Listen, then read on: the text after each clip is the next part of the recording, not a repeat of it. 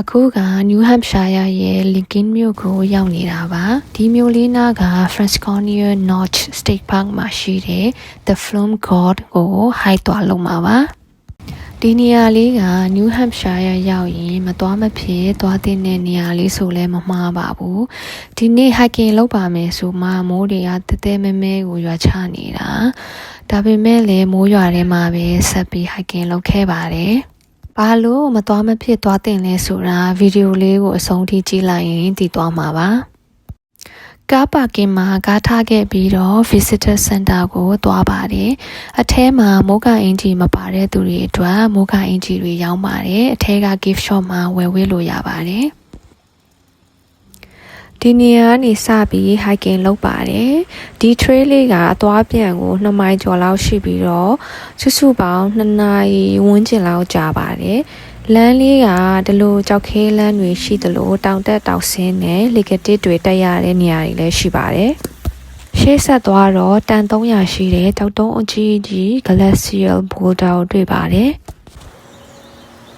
ခဏနေတော့ The Flume Covered Bridge ကိုရောက်ပါပြီ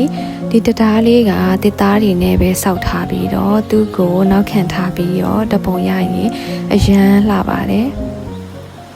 ဒီနေရာကလေ granite ကြောက်ဖြာကြီးကြီးပါအဲ့ပေါ်မှာရေတွေစီးနေရပါလမ်းတစ်လျှောက်မှာလေ waterfall တွေတစ်ပင်အဝါရောင်တွေထင်းရှူးပင်တွေအဲ့ကြောက်တုံးတွေကြားမှာစီးနေတဲ့ရေစီးတန်တွေ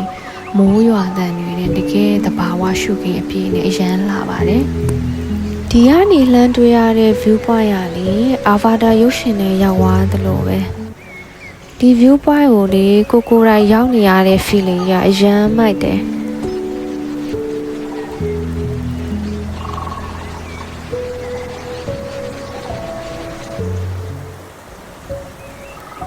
ဒီတစ်သားတရားလေးကနေရှေ့ဆက်သွားရင်ဘာတွေတွေ့မလဲဆိုတာအတူတူသွားကြည့်ကြမယ်နော်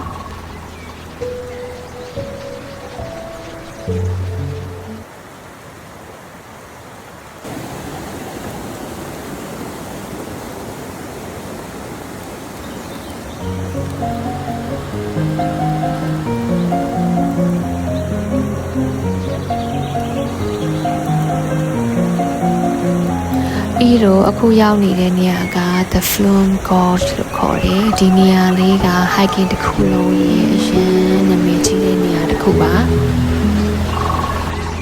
ဒီ granite ကျောင်းနေရာရင်းနှစ်ဖက်ကြားတဲ့ဟာတစ်သားတရားလေးအတိုင်းရှောက်ရတဲ့အချိန်ကဒီ hiking ရဲ့အကောင်းဆုံးအပိုင်းပဲဘေးတစ်ပတ်တစ်ချက်ကကြောက်နေရန်ကြီးတွေကလည်းအမြင့်ကြီးပဲသူ့ဘေးနာကက်လျှောက်ရတာတကယ်ကို adventure ဆန်တယ်ဒီနေ့ကလေမိုးရွာတော့ရေစီးကအရန်တန်တယ်ရှေ့ရောက်လေလေရေစီးတန်ကပို့ပြီးတော့ကျဲလာလေလေပဲ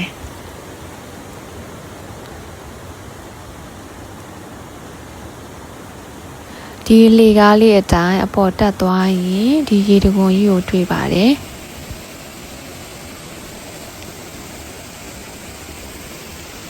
အရှိမ rain shelter ရှိတယ်ဆိုတော့အဲကိုမြန်သွားပြီးတော့မိုးခဏခုပါမယ် Bear Cave ဆိုတော့အထဲမှာဝုန်းဝုန်းနေများရှိမလားဆိုပြီးအရှိမပဲကြောင်နဲ့တပုံရိုက်ခဲ့ပါလေအခုရောက်နေတာကဒီကြောက်နှံရံကြီးတွေရဲ့အပေါ်ဆုံးကိုရောက်နေတာပါဒီနေရာကနေပြီးတော့ရေတံခွန်ကိုအနီးကပ်တွေ့ရတယ်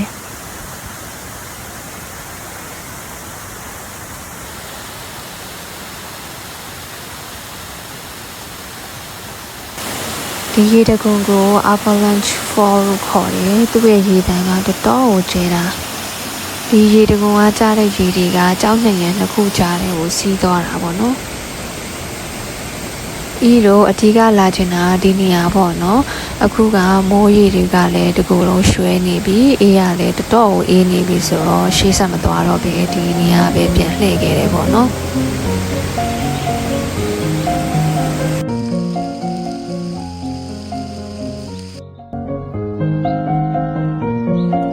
အလာတော့ကတွေ့ခဲ့တဲ့ Covered Bridge ကိုပြန်ရောက်ပါပြီ